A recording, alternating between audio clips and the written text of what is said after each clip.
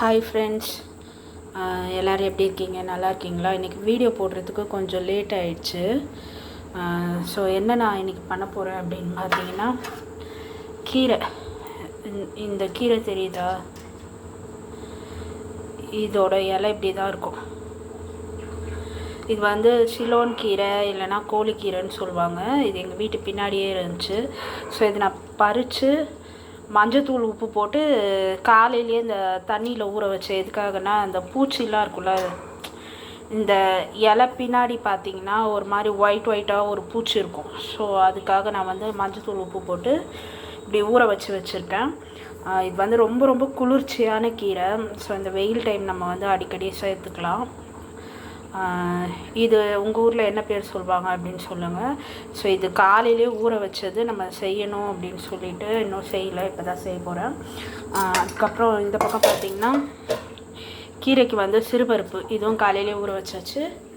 இங்கே வந்து வெங்காயம் பூண்டு, இது தாளிக்கும் போது போடுறதுக்கு வெங்காயம் பூண்டு, தோசை மாவு, சோள தோசை மாவு. இதுதான் என்னோடய டின்னரு. இந்த தோசையும் இந்த கீரையும் நான் இது எப்படி செய்யறதுன்னு காமிக்கிறேன், கொஞ்சம் வெயிட் பண்ணுங்கள். பாருங்கள் ஃப்ரெண்ட்ஸ், இந்த மொத்தமே இவ்வளோதான் கீரை. இது வந்து நான் வாஷ் பண்ணி எடுத்துட்டேன்.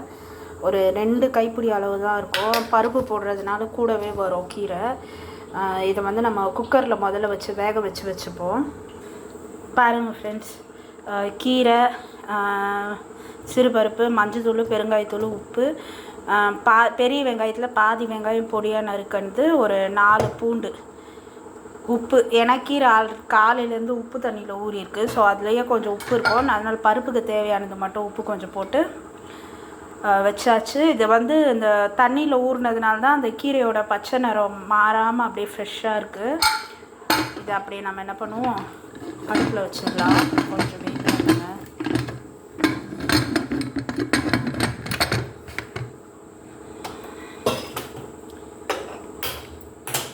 கொஞ்சம் கீரை தான், சீக்கிரமே வெந்துடும், சீக்கிரம் ரெடி ஆகிடும். ஓகே.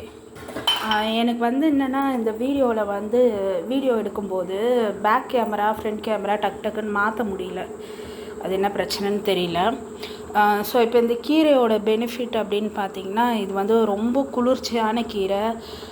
இது வந்து வீடுங்களில் தான் வளரும். இது கடையிலலாம் எனக்கு கிடைக்குதா இல்லையா எனக்கு தெரியல. நான் இதெல்லாம் வெளியே எங்கேயும் பார்த்ததில்லை விற்கிறாங்களான்னு. இந்த வயல்லலாம் கூட இது விளையும்னு நினைக்கிறேன். கோழிக்கீரை அப்படின்னு சொல்லுவாங்க. நல்லா டேஸ்டான கீரை. அதுக்கப்புறமா குளிர்ச்சி சொன்னேன்னா வேறு என்னென்ன இருக்குது அப்படின்னு பார்த்தீங்கன்னா, கால்சியம், அயனு, அதுக்கப்புறம் நிறைய சி விட்டமின் இருக்குது. ஸோ இது எல்லாம் நிறைய சத்துக்கள் இருக்குது. நீங்கள் வேணும்னா எனக்கு தெரிஞ்சதும் சொல்கிறேன். மற்றபடி இதில் நிறைய பெனிஃபிட்ஸ் இருக்குது. நிறைய நம்ம உடம்புல இருக்கிற முக்கியமான பாகம், ஹார்ட்டு, கிட்னி, அப்புறம் லங்ஸு, லிவரு, இந்த மாதிரி நிறைய இந்த ராஜ உறுப்புகள்னு சொல்லுவாங்கள்ல. ஸோ அதுக்கு எல்லாமே நிறைய விஷயங்கள் இந்த கீரை வந்து நல்லது பண்ணக்கூடியது. நீங்கள் வேணால் இந்த கீரை வந்து யூடியூப்பில் போட்டு பாருங்கள். கோழிக்கீரை பெனிஃபிட்ஸ், அப்படி இல்லைன்னா சிலோன் கீரை பெனிஃபிட்ஸுன்னு. இது வந்து பசலைக்கீரையோட ஒரு வெரைட்டி, சரியா? ஸோ இது கிடச்சா நம்ம சாப்பிட்றது நல்லது. எங்கள் வீட்டு பக்கத்துலேயே, எங்கள் வீட்டு தோட்டத்துலேயே வளர்ந்தது, ஓகேவா? கெமிக்கல்லாம் இல்லாமல். சரி, நம்ம எதுக்கு வெளியே காசு கொடுத்து வாங்கி சாப்பிட்றது, வீட்டு பின்னாடியே இருக்கிறது யூஸ் பண்ணுவோம் அப்படின்ட்டு நான் வந்து இன்றைக்கி காலையில் செய்யணும்னு நினச்சது இப்போ நைட்டு தான் செய்ய முடியுது. வீடியோவும் கொஞ்சம் லேட் ஆகிடுச்சு. இதுக்கு வந்து என்ன தொட்டுக்க அப்படின்னு பார்த்திங்கன்னா, தோசை, 2 தோசை, இந்த கீரை, அப்புறமா கொஞ்சம் ஸ்ப்ரவுட்ஸ் இருக்குது. அப்புறம் இதில் என்ன இருக்குதுன்னு பார்த்திங்கன்னா, இது பொரிச்ச 2 ஃபிஷ் இருக்கா, கொஞ்சம் ஒயிட் ரைஸும் இருக்குது. அது நான் எடுத்து அப்படியே ஃப்ரிட்ஜில் வச்சுருவேன். ஒயிட் ரைஸ் நான் சாப்பிட மாட்டேன். எங்கள் அப்பாவுக்கு இங்கே தனியாக மில்லட் ரைஸ் வச்சுருக்கேன். இதில் வந்து பார்த்திங்கன்னா மீன் குழம்பு, நேற்று வச்சது இன்னும் டேஸ்ட்டாகவே இருக்கும். ஸோ வந்து இதுதான் எங்கள் அப்பா நைட்டு மீன் குழம்பு வச்சு இதில் சாப்பிடுவார். நைட்டு டின்னர் இவ்வளோ தான். இப்போ நான் கீரை செஞ்சுட்டு தோசை செஞ்சுட்டு காமிக்கிறேன். ஹாய் ஃப்ரெண்ட்ஸ், குக்கரை வந்து அடுப்புலேருந்து இறக்கி வச்சாச்சு. தாளிக்கிறதுக்கு வந்து பார்த்திங்கன்னா வெங்காயம், பூண்டு, கொஞ்சம் காஞ்ச மிளகா. ஸோ இந்த காஞ்ச மிளகா வந்து நான் என்ன பண்ணுவேன் அப்படின்னா, உள்ளே இருக்க அந்த விதைலாம் எடுத்துட்டு நம்ம செஞ்சோம் அப்படின்னா ஸ்டோன்லாம் வராது அப்படி சொல்லுவாங்க. சும்மா எனக்கு தெரிஞ்ச ஒரு சின்ன டிப்ஸ், ஓகேவா? ஸோ எப்போவுமே அது காஞ்ச மிளகாவாக இருக்கட்டும் இல்லை பச்சை மிளகாவாக இருக்கட்டும், நீங்கள் என்ன பண்ணுங்கள், அது உள்ளே இருக்கிற அந்த சீட்ஸ் எல்லாம் எடுத்துகிட்டு நம்ம அந்த மிளகாவை யூஸ் பண்ணோம் அப்படின்னா அந்த ஸ்டோன்லாம் வராது அப்படின்னு சொல்லி கேள்விப்பட்டிருக்கேன். ஸோ நீங்களும் அந்த டிப்பை ஃபாலோ பண்ணுங்கள். இப்போ நம்ம வந்து தோசை ஊற்றிடலாமா?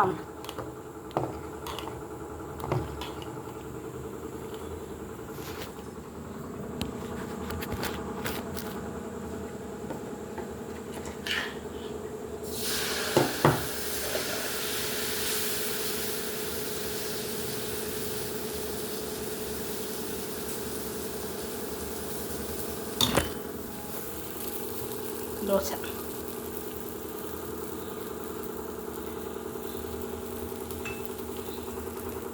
இப்படி கொஞ்சம் எண்ணெய் ஊற்றிக்கிட்டோன்னா நல்லா முறுமுறுன்னு வரும். தோசை யாருக்கெல்லாம் முறுமுறுன்னு இருந்தால் பிடிக்கும் சொல்லுங்கள். எனக்கு தோசை முறுமுறுன்னு இருந்தால் தான் பிடிக்கும். ஸோ ஊற்றிருக்கேன்னா 2 தோசை தான், ஓகேவா? அது குக்கர் 10 நிமிஷம் பொறுத்து நம்ம திறந்துட்டு அப்புறம் நான் வந்து செய்யும்போது காமிக்கிறேன். இது தாளிக்கிறதுக்கு வந்து கடுகு, அதுக்கப்புறம் சீரகம், கொஞ்சம் பெருங்காயத்தூள். ஸோ இதெல்லாம் போட்டு தான் நம்ம தாளிப்போம். கொஞ்சம் வெயிட் பண்ணுங்கள்.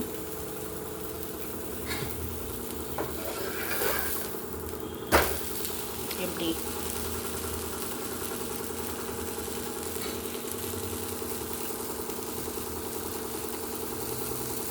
வீடியோ கொஞ்சம் லென்த்தாக தான் போகும். ஏன்னா இன்றைக்கி இந்த ஒரு வீடியோ தான் நான் எடுத்தேன், ஒரு வீடியோ தான் சென்ட் பண்ண போகிறேன். இதுக்கப்புறம் இனி அடுத்த வீடியோ போடுறதுக்கு எப்படியும் ஒரு 2 to 3 days ஆகும். ஸோ அது வரைக்கும் என்னோடய சப்ஸ்கிரைபருக்கு போர் அடிக்கும்ல. ஸோ அதனால் இந்த போட்ட வீடியோவை பாருங்கள். ஸோ அதனால் இன்றைக்கி இது கொஞ்சம் வீடியோ லென்த்து தான்.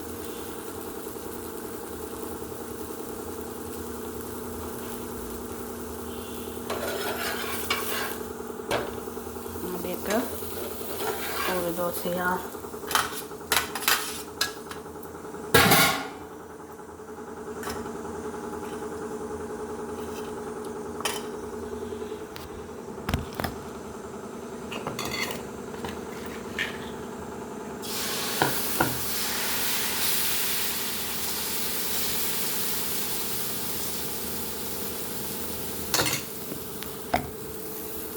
ரெண்டாவது தோசையும் ஊற்றியாச்சு.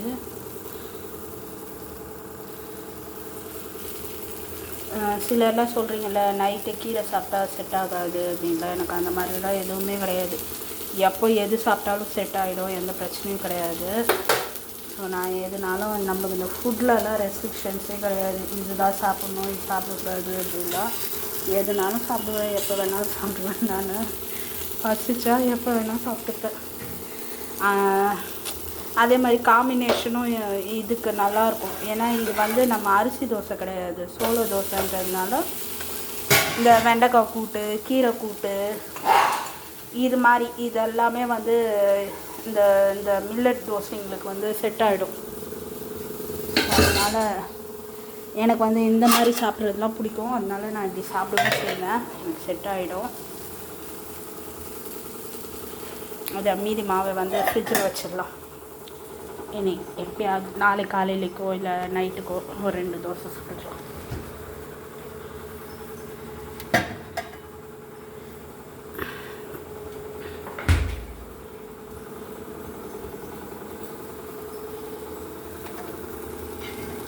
ஓகேப்பா, தோசை சுட்டாச்சு. ஓகேவா, 2 தோசை. அந்தந்த பாத்திரத்தை எடுத்து அங்கங்கே வச்சிடுவோம். கீரை தாளிக்கிறதுக்கு ஒரு சட்டி வேணும்.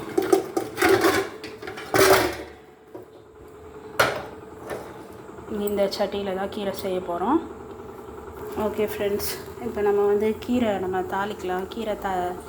நான் வந்து இது பண்ணிட்டேன், என்ன சொல்கிறது, குக்கர் திறந்து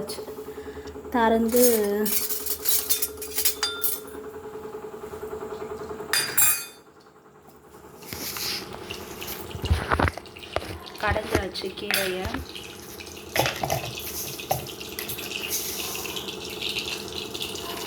கடுகு,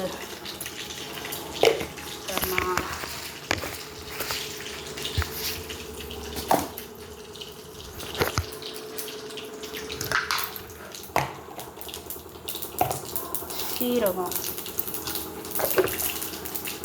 ஸ்லிம்மில் வச்சுடுங்க, எண்ணெய் காஞ்சிடுச்சுன்னா.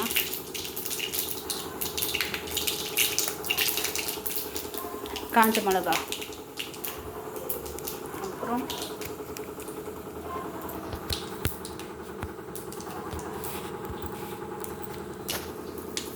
கொஞ்சோண்டு பெருங்காயத்தூள்,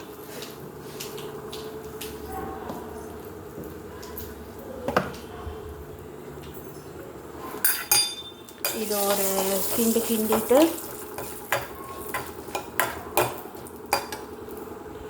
நம்ம வந்து இந்த வெங்காயம் போட்டுடலாம்.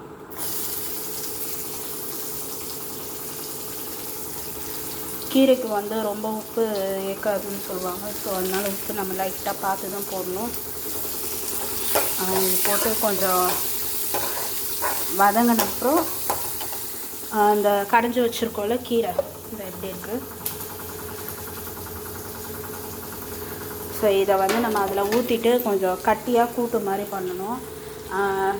ஒன்று கேட்கலாம், தக்காளி போடல, புளி போடல அப்படிலாம் கேட்கலாம். நம்ம புளிலாம் போட்டோன்னா அதில் இருக்க அந்த கால்சியம் அயன் சத்து வந்து ரொம்ப கம்மியாயிடும். ஸோ இந்த கீரையிலே ஆல்ரெடி வந்து புளிப்பு தன்மைன்றது இருக்கும். ஸோ நான் சி விட்டமின் சொன்னேன் இல்லையா, அதனால் இதுலையே அந்த புளிப்பு தன்மை இருக்கும். அதனால தான் நான் தக்காளியும் சேர்க்கல, புளியும் சேர்க்கல. பெரும்பாலும் கீரையில் வந்து புளியை அவாய்ட் பண்ணிவிட்டு தக்காளி சேர்த்துக்கோங்க, அது ரொம்ப நல்லது. புளி நம்ம நிறைய சேர்த்தோன்னா நம்ம ரத்தத்தெல்லாம் உரியும் அப்படின்னு சொல்லுவாங்க. அதே மாதிரி இந்த வயசானவங்களுக்கு இந்த முட்டி வலி, முட்டிலலாம் நீர் கொட்டுக்குதுல்ல, அதெலாம் கூட வந்து ஒரு புளி அதிகமாக சேர்த்துக்கிறதுனால வர ஒரு சைடு எஃபெக்ட்ஸ் தான். நான் லைட்டாக உப்பு போட்டு வதக்கிட்டேன். கொஞ்சம் மொறுன்னு வந்துச்சுன்னா அந்த கீரை கூட்டு சாப்பிடும்போது இது நடுவில் சாப்பிட்றதுக்கு நல்லாயிருக்கும், இந்த வெங்காயமும் பூண்டும்.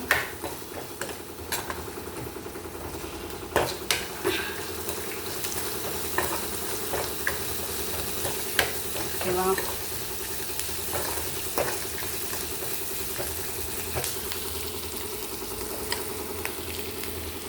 என்ன பண்ண போகிறோம், இந்த கீரை இருக்குல்ல, இதை வந்து ஊற்றிடுங்க.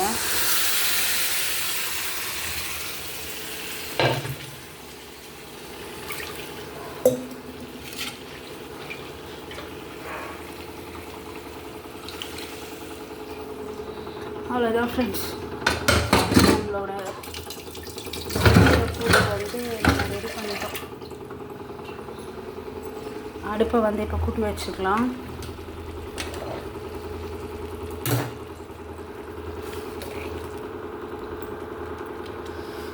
இது வந்து கொஞ்சம் வத்தி நம்மளுக்கு பருப்பு கூட்டுலாம் வைக்கிறாங்கள்ல, கீரை பருப்பு கூட்டுலாம், ஸோ அந்த மாதிரி இவ்வளோ தண்ணி இருக்கக்கூடாது, கொஞ்சம் திக்காகணும். திக்கான அப்புறம் உப்பு பார்த்துட்டு சேர்த்துக்கலாம். இவ்வளோதான். இந்த கீரை ரெசிபி வந்து ட்ரை பண்ணி பாருங்கள். நிறைய காய்கறிகள், கீரைகள், பழங்கள் சேர்த்துக்கோங்க நான்வெஜ்ஜை விட, அது ரொம்ப ஹெல்த்துக்கு நல்லது. லைக் பண்ணுங்கள், ஷேர் பண்ணுங்கள், சப்ஸ்கிரைப் பண்ணுங்கள். சப்ஸ்கிரைப் பண்ணிவிட்டு சேனல் பாருங்கள். இது வரைக்கும் லைக் பண்ணி பொறுமையாக என்னோடய வீடியோக்காக வெயிட் பண்ணி எனக்கு சப்போர்ட் கொடுக்குற எல்லாருக்குமே ரொம்ப ரொம்ப ரொம்ப தேங்க்ஸ். நல்லா சாப்பிடுங்க, ஹெல்த்தை பார்த்துக்கோங்க. ஆல்மோஸ்ட் சண்டே முடிஞ்சிச்சு, நெக்ஸ்ட் டே எல்லோரும் வேலைக்கு கிளம்புவீங்க, பிஸியாக இருப்பீங்க. சம்மர் டைம் வேறு, ஸோ நிறைய தண்ணி குடிங்க, நல்லா ஃப்ரூட்ஸ் எடுத்துக்கோங்க, உங்கள் ஹெல்த்தை டேக் கேர் பண்ணிக்கோங்க. ஓகே ஃப்ரெண்ட்ஸ், பாய். லைக் பண்ணுங்கள், சப்ஸ்கிரைப் பண்ணுங்கள். பாய்.